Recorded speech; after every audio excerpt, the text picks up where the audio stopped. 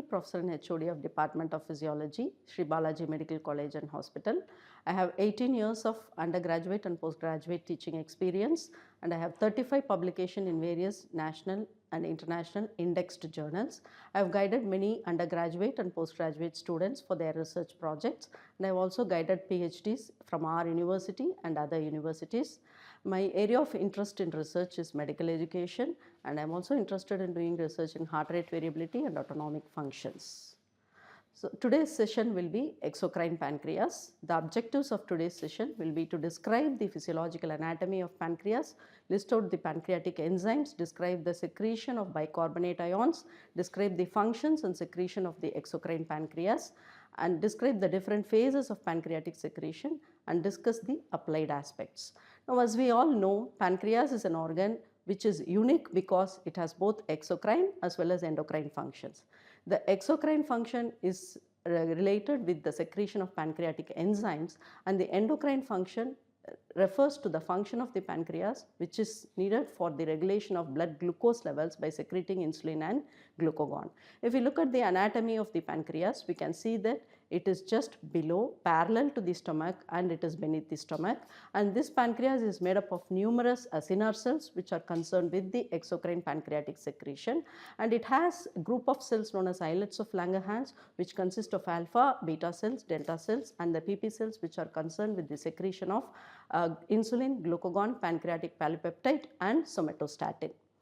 Now, this ductal system of pancreas is very important as far as this exocrine pancreatic secretion is seen, and this exocrine part of the secretion, as we know, it consists of enzymes and also the bicarbonate rich. Okay. So, this ductal system, it refers to the acinas which are present in the lobules. The pancreas is made up of numerous lobules, and in each lobules numerous acinae are present, and this acinae, it consists of acinar cells and the ductal cells. So, the acinar cells are concerned with secretion of enzymes, and the pancreatic ductal cells are considered with secretion of the bicarbonate ions. So, this drains into the intercalated ducts, the intralobular ducts, the extralobular ducts, into the main collecting duct which drains into the pancreatic duct that joins with the duct of bile, and all these together will drain into the ampulla of water which drains into the second part of the duodenum by means of the sphincter of Oddi.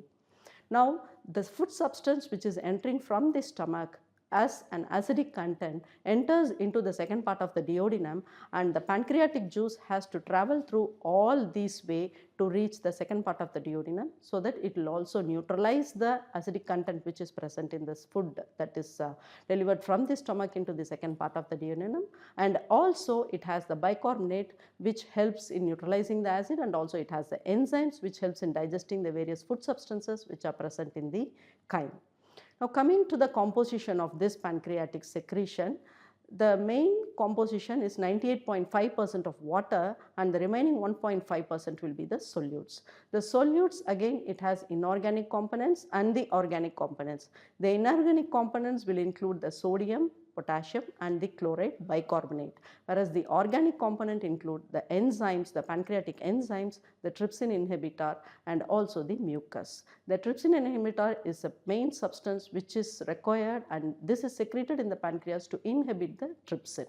All these proteolytic enzymes which are secreted from the pancreas, they are all secreted in inactive form, and they get activated once they enter into the intestine. So, in the intestinal mucosa, we have the enterokinase which is secreted by the mucosal cells.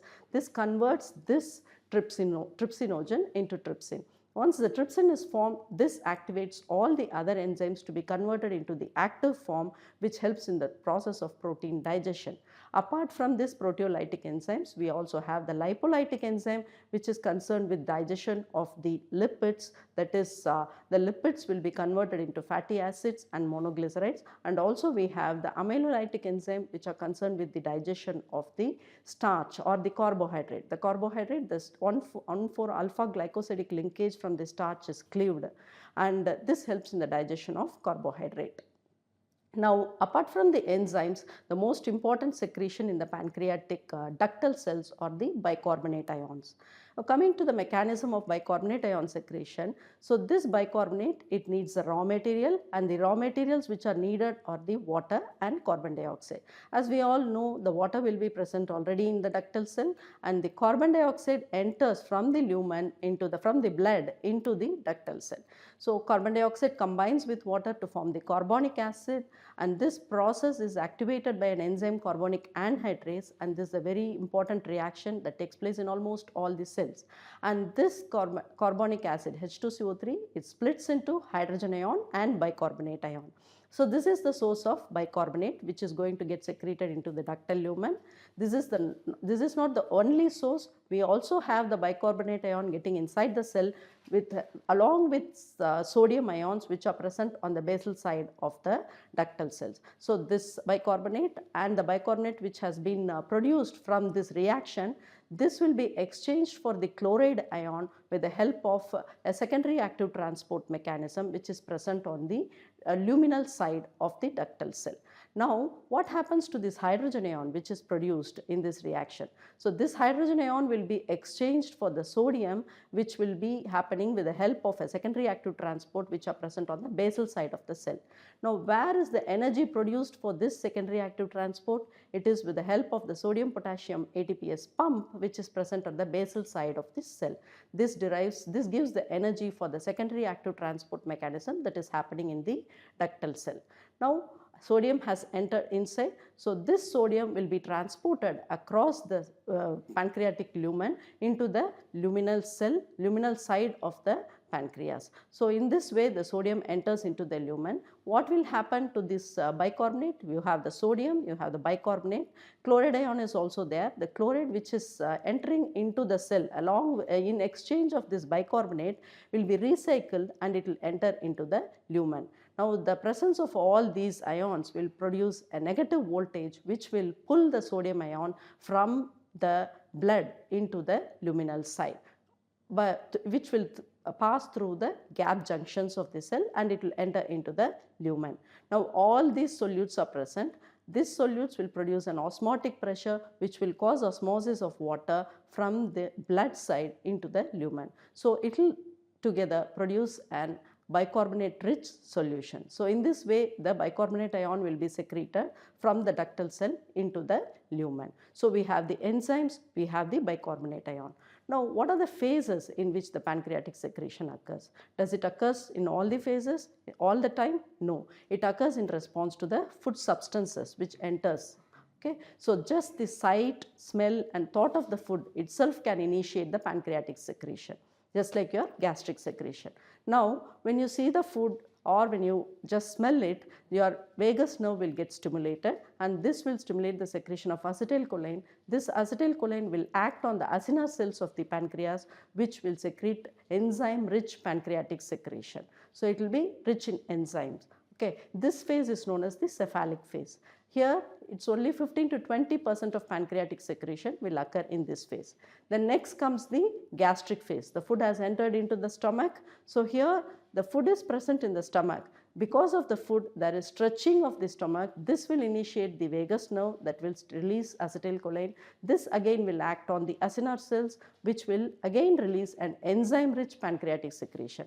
Now this enzyme rich pancreatic secretion, it does not have enough aqueous medium to reach the intestine. So it needs water medium to reach the intestine and this is provided when the food enters into the intestine. So the food which is present in the intestine, it is rich in acid. So it's a chyme which is entering from the stomach into the intestine. So it is rich in acid because we know that the gastric secretion has acidic content in it. So this acid will stimulate the S cells or the secretin cells which will secrete a hormone known as secretin, and this is the first hormone which was discovered in the humans, and it was discovered by two scientists, Baylis and Starling. We all know about it. Now this secretin, this will stimulate the ductal cells of the pancreatic acini to secrete bicarbonate ion. So we have an acidic content. When this bicarbonate ion are secreted, it will also provide the aqueous medium to transfer the enzyme-rich pancreatic secretion into the intestine. Now the bicarbonate ion has entered into the intestine, it will neutralize the acid. Once the acid is neutralized, it will inhibit the secretion of secretin from the S cells. So there ends the pancreatic secretion. This is how the regulation of pancreatic secretion occurs. It will not be happening throughout. Once the acidity is declined by the alkaline content, automatically the secretin will stop getting secreted from the S cell, and this is how the regulation of pancreatic secretion occurs. Now coming to the applied physiology, we have to know about two important conditions in this pancreatic secretion. One is the acute pancreatitis and chronic pancreatitis. The acute pancreatitis, the main causes will be alcohol, blockage of papilla of Vater by gallstone. So here what happens, there is increased accumulation of trypsinogen, and the trypsinogen becomes so much increased that the trypsin inhibitor will not be able to inhibit the trypsin, and very little production of trypsin from trypsinogen will also initiate the reaction which will activate all the other enzymes that will be needed for digesting the protein. Since the pancreas is also a proteinous organ, all these enzymes, they are capable, even they will also cause autodigestion of the pancreas, and this is what is known as acute pancreatitis. Chronic pancreatitis is that when there are repeated episodes of acute pancreatitis, this can lead to chronic pancreatitis, and smoking, high levels of triglycerides and some autoimmune disease can cause chronic pancreatitis. So here in chronic pancreatitis, there will be destruction of the alpha beta cells, islets of Langerhans, and also the exocrine pancreas. So this can affect the blood glucose level maintenance also, so it can lead to diabetes, and also this exocrine pancreas, since it is needed for the digestion of various food substances like fat, carbohydrate and protein, when there is deficiency of this enzyme, then it can lead to defective digestion of all these substances that can lead to malabsorption. So it can lead to malnutrition, and also the fat will not be digested, so it will be excreted as such in the feces, and this can lead to fecal fat. This condition is known as steatorrhea. So in this session, we have seen about the exocrine pancreas, how the regulation occurs, what are the mechanism of regulation of secretion of bicarbonate ion, and what are the different phases and the applied aspects. In next session, we will see about the endocrine pancreas. Thank you.